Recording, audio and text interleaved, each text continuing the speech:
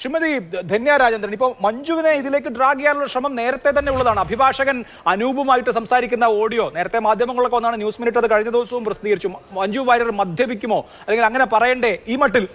അപ്പോൾ ഇത് ഇനിയും ഒരു നറേറ്റീവ് ബിൽഡിംഗ് വളരെ പ്രധാനമാണ്. ഹൈക്കോടതിയിലേക്ക് ഈ കേസ് ഇനി വിചാരണയ്ക്കായി എത്താനൊക്കെ സമയമെടുക്കും. അതിലൊരു ഉത്തരവ് 6-7 വർഷം അല്ലെങ്കിൽ 4-5 വർഷം ഏറ്റവും കുറഞ്ഞത്.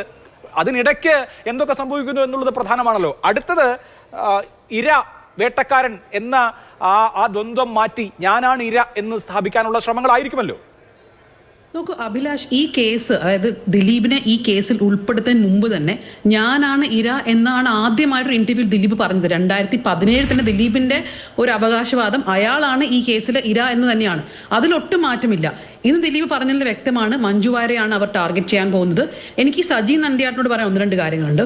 ഒന്ന്, ട്രഷറി ബെഞ്ചിലൊന്നും അല്ല മെമ്മറി കാർഡ് വെച്ചിരുന്നത്. മെമ്മറി കാർഡ് കൃത്യമായും കോടതിയുടെ കയ്യിലാണ്. സജി നന്ദിയാട്ടിന് സമയമുണ്ടെങ്കിൽ ഹൈക്കോടതി, കേരള ഹൈക്കോടതി ഇതിനെക്കുറിച്ചൊരു എൻക്വയറി നടത്തണമെന്ന് പ്രഖ്യാപിച്ചപ്പോൾ ഹൈക്കോടതി പറഞ്ഞു,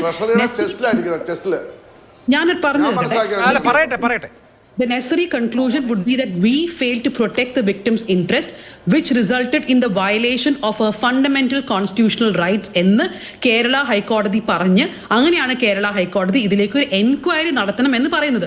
പിന്നെ എങ്ങനെയാണ് സജി നമ്പ്യാട്ട് ഇവിടെ വന്നിട്ട് നുണ പറയുന്നത്? അതായത് ഈ മെമ്മറി കാർഡ് കോടതിയുടെ കയ്യിലായിരുന്നില്ല, ഇതേതോ ട്രഷറി ചെസ്റ്റിലാണെന്ന്. ഇങ്ങനെ നിങ്ങളൊക്കെ എത്ര കാലമായി എത്ര നുണകളാണ് പറയുന്നത്? ശരിയാണ്, ഒരു കേസ് ഇന്ന് കേസ് കോടതിയിൽ അതെന്തുകൊണ്ട് നമുക്കറിയില്ല.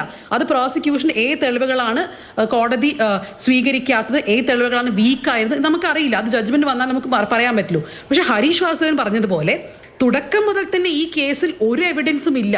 ദിലീപിനെ വെറുതെ ഈ കേസിൽ കൊണ്ടുവന്നതാണ് എന്നൊരു ഇപ്പോൾ ഒരു എന്താ പറയുക, ഇങ്ങനെ ഒരു നെറേറ്റീവ് ക്രിയേറ്റ് ചെയ്യാൻ നോക്കുകയാണ്. അതായത് ഒരു എവിഡൻസും ഇല്ലാത്തൊരു കേസാണ് തുടക്കം മുതൽ ദിലീപിനെ വെറുതെ ഇൻക്ലൂഡ് ചെയ്താണ്. അങ്ങനെയല്ല, ഈ കേസിൽ പല തെളിവുകൾ ഉണ്ടായിരുന്നു. അതുകൊണ്ട് തന്നെയാണ് ദിലീപ് എത്രയോ പ്രാവശ്യം കോടതിയിൽ പോയി ഈ സെക്ഷൽ അസോൾട്ടിന്റെ വിഷ്വൽ അയാൾക്ക് വേണമെന്ന് പറഞ്ഞപ്പോൾ കോടതി പറ്റില്ല എന്ന് പറഞ്ഞ് ഡിസ്ചാർജ് പെറ്റീഷൻസ് കോടതി സമ്മതിച്ചില്ല. CBI പ്രോബ് വേണമെന്ന് പറഞ്ഞപ്പോൾ കോടതി സമ്മതിച്ചില്ല. അതായത് ദിലീപിനെതിരെ എവിഡൻസ് ഉള്ളതുകൊണ്ട് ആണല്ലോ ഈ ട്രയൽ ആക്ച്വലി ഇത്രയും കാലം മുന്നോട്ട് പോയത്. അതുകൊണ്ട് അങ്ങനെ ഒരു നറേറ്റീവ് നമ്മളിവിടെ ക്രിയേറ്റ് ചെയ്യാൻ സമ്മതിക്കാൻ പാടില്ല. അത് മാത്രമല്ല അഭിലാഷ്, ഞാൻ കുറേ ദിവസങ്ങളായി പറയുന്ന ഒരു കാര്യമാണ്, ഈ കേസിൽ ദിലീപിനെ അക്വിറ്റ് ചെയ്താലും ദിലീപിനെ കൺവിക്ട് ചെയ്താലും നമ്മുടെ മുൻപിലുള്ള ഏറ്റവും വലിയ ചോദ്യം അത് മാത്രമല്ല. ഈ സർവൈവർക്ക് ഓൾറെഡി ഒരു ലെയർ ഓഫ് ഇൻജസ്റ്റിസ് നടന്നു കഴിഞ്ഞിരിക്കുന്നു. ഈ കോടതിയിലുള്ള വിഷ്വൽസ് 3 പ്രാവശ്യം ഇല്ലീഗലി ആക്സസ് ചെയ്തു. അത് ആര് ചെയ്തു, എന്തിനു ചെയ്തു, അവർ ആ വിഷ്വലിനെ കൊണ്ട് എന്ത് ചെയ്തു, ഇതൊന്നും നമുക്കറിയില്ല.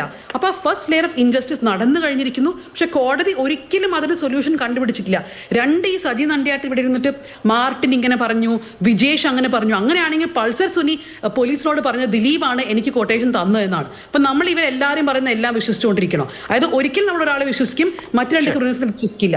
ഇങ്ങനെ അതായത് പിന്നെ അഭിലാഷ് പറഞ്ഞതുപോലെ ഇതല്ല ഈ കേസിന്റെ അവസാനം. ഇത് ഹൈക്കോടതിയിൽ പോകും, ഇത് സുപ്രീം കോടതിയിൽ പോകും. പക്ഷെ നമ്മുടെ മുൻപിലുള്ള എക്സാമ്പിൾസ് ഒന്നും നല്ലതല്ല. അതായത് ഇന്ത്യയിൽ ഒരു ക്രിമിനൽ കോൺസ്പിറസി പ്രൂവ് ചെയ്യുക എന്നത് വളരെ കുറവ് കേസുകളിൽ നമ്മൾ കണ്ടിട്ടുള്ളൂ.